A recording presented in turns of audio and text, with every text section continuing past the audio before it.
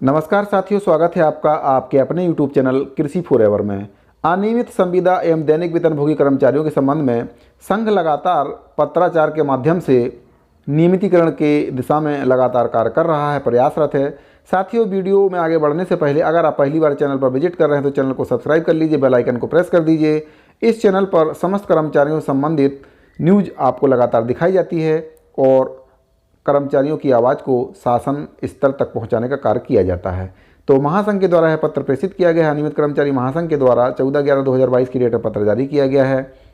अवर सचिव छत्तीसगढ़ शासन, वाणिज्य कर विभाग, मंत्रालय, महानदी भवन, नया रायपुर, छत्तीसगढ़ का यह पत्र है। इनके लिए पत्र प्रेषित किया गया है। विषय है आपका छत्तीसगढ़ वाणिज्य कर पंजीयन विभाग के सभी उप पंजीयक कार्यालयों में कार्यरत अनियमित कर्मचारी, आउटसोर्स एवं ठेका की जानकारी के संबंध में।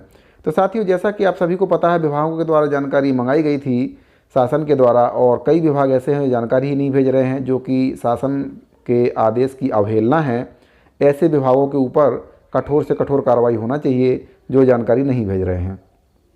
संदर्भ है आपका सामान्य प्रशासन विभाग, छत्तीसगढ़ शासन, मंत्रालय, महानदी भवन, नया रायपुर, अटल नगर का पत्र क्रमांक दिनांक 13/9/2022। विषय अंतर्गत संदर्भित पत्रानुसार सामान्य प्रशासन विभाग छत्तीसगढ़ शासन द्वारा अनियमित कर्मचारी, दैनिक वेतनभोगी कर्मचारी की जानकारी 5 बिंदुओं पर निर्धारित प्रपत्र में चाही गई है। छत्तीसगढ़ वाणिज्य कर पंजीयन विभाग के सभी उप पंजीयक कार्यालयों में कार्यरत अनियमित कर्मचारी, आउटसोर्स एवं ठेका कर्मचारी कई वर्षों से लगातार अपनी सेवाएं शासन के इन विभागों में दे रहे हैं।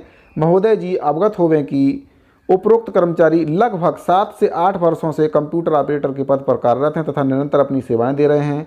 कांग्रेस के जनघोषणा पत्र दूरदृष्टि पक्का इरादा, कांग्रेस करेगी पूरा वादा के बिंदु क्रमांक 11 एवं 30 में अनियमित कर्मचारी, दैनिक वेतनभोगी कर्मचारियों के नियमितीकरण करने, छटनी न करने और आउटसोर्स बंद करने का उल्लेख किया गया था। जैसा कि आप सभी को पता है, इसमें से एक भी वादा पूरा नहीं हुआ है, ना ही नियमितीकरण हुआ है, ना ही आउटसोर्सिंग बंद हुई है और ना ही आपका छटनी रुकी है।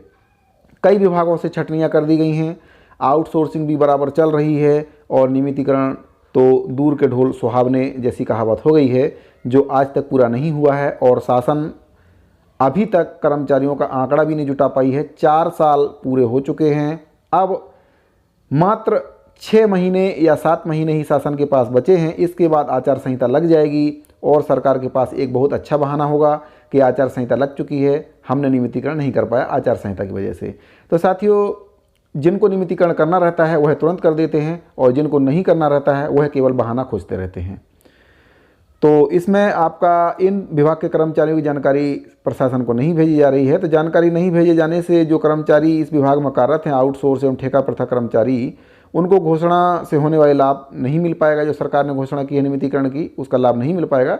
तो इसके लिए निवेदन किया गया है कि वाणिज्य कर पंजीयन विभाग के सभी उप पंजीयक कार्यालयों में कार्यरत अनियमित कर्मचारी, आउटसोर्स कर्मचारी, ठेका प्रथा में जो कार्यरत कर्मचारी हैं, उन कर्मचारियों की जानकारी सामान्य प्रशासन विभाग को छत्तीसगढ़ शासन को भेजने का हेतु महानिरीक्षक पंजीयक एवं अधीक्षक मुद्रांक छत्तीसगढ़ रायपुर को निर्देशित करने का कष्ट करेंगे। इस पत्र के माध्यम से महासंघ ने निवेदन किया है कि जो इस विभाग के अंतर्गत कार्यरत कर्मचारी हैं, चाहे वह अनियमित हो, चाहे दैनिक वेतनभोगी हो, चाहे संविदा हो, चाहे आपका ठेका कर्मचारी हो, उनकी जानकारी शासन को भेजना चाहिए। शासन ने जानकारी मांगी है तो शासन को जानकारी भेजना जरूरी है। अगला आपका मैटर है, माननीय मंत्री महोदय जी, नगरीय प्रशासन विभाग, नगरीय प्रशासन विकास विभाग, छत्तीसगढ़ शासन रायपुर का यह पत्र है अनियमित कर्मचारी, दैनिक वेतनभोगी कर्मचारियों एवं संविदा कर्मचारियों की जानकारी के संबंध में। तो इस विभाग के द्वारा भी जानकारी भेजने के लिए निवेदन किया गया है। महोदय, छत्तीसगढ़ शासन सामान्य प्रशासन विभाग, मंत्रालय, महानदी भवन, नया रायपुर, अटल नगर के पत्र क्रमांक नया रायपुर, अटल नगर दिनांक 13/9/2022 द्वारा अनियमित कर्मचारी, दैनिक वेतनभोगी, संविदा पर कार्यरत जितने भी कर्मचारी हैं, इन सब की जानकारी निर्धारित प्रपत्र में मांगी गई थी।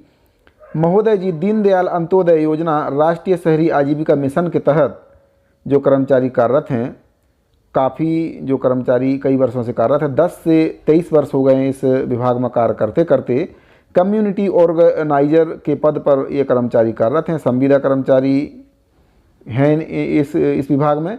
तो इन कर्मचारियों की जानकारी विभाग के द्वारा नहीं भेजी जा रही है। साथियों, ये बहुत ही बड़ा मुद्दा है कि विभागों के द्वारा जानकारी नहीं भेजी जा रही है। शासन ने जानकारी मांगी है तो जानकारी विभागों को भेजना विभागों का दायित्व है। अतः उपरोक्त वर्णित पत्र के परिपालन में अनियमित कर्मचारी, संविदा कर्मचारी एवं दैनिक वेतनभोगी कर्मचारियों की जानकारी संबंधित विभागों को भेजने हेतु आदेशित करने की कृपा करेंगे। तो इस पत्र के माध्यम से भी महासंघ ने निवेदन किया है कि जो आपका सामान्य प्रशासन विभाग ने जानकारी मांगी है वह जानकारी निर्धारित प्रपत्र में भेजने का कष्ट करें। दीनदयाल अंत्योदय योजना राष्ट्रीय शहरी आजीविका मिशन के तहत जो कर्मचारी हैं कंप्यूटर ऑर्गेनाइजर के पद पर, उनकी जानकारी भेजने के लिए निवेदन किया गया है। 10 वर्षों से भी अधिक 23 वर्षों से कार्यरत हैं कर्मचारी संविदा के पद पर और अभी तक कोई जानकारी नहीं भेजी गई है। 13/9/2022 को पत्र जारी किया गया था। जानकारी मांगने के संबंध में काफ़ी समय व्यतीत हो गया है, 11वां महीना चल रहा है और अभी तक जानकारी नहीं भेजी गई है। शासन नियमितीकरण करना चाहता है, लेकिन विभाग में जो कर्मचारी हैं वह नियमितीकरण में बाधा बन रहे हैं। कई विभाग के कर्मचारी हैं जो कर्मचारियों का नियमितीकरण नहीं चाहते हैं कि इन कर्मचारियों का नियमितीकरण हो, उनके द्वारा विभाग से जानकारी नहीं भेजी जा रही है। शासन नियमितीकरण की प्रक्रिया चालू कर चुके हैं, शासन के द्वारा प्रक्रिया जारी है, लेकिन विभाग नहीं चाहते हैं कि कर्मचारियों का नियमितीकरण हो। तो शासन की महत्वाकांक्षी योजना है, शासन ने अपने घोषणा पत्र में भी इसको शामिल किया है कि अनियमित कर्मचारियों का नियमितीकरण किया जाएगा और शासन की इस योजना पर ये विभाग पानी फेर रहे हैं और योजना के तहत जो कार्यरत कर्मचारी इनकी जानकारी नहीं भेज रहे हैं। तो इनको जानकारी भेजना चाहिए। साथियों, इस वीडियो फिलहाल इतना ही, मिलते हैं अगली वीडियो में, तब तक के लिए धन्यवाद।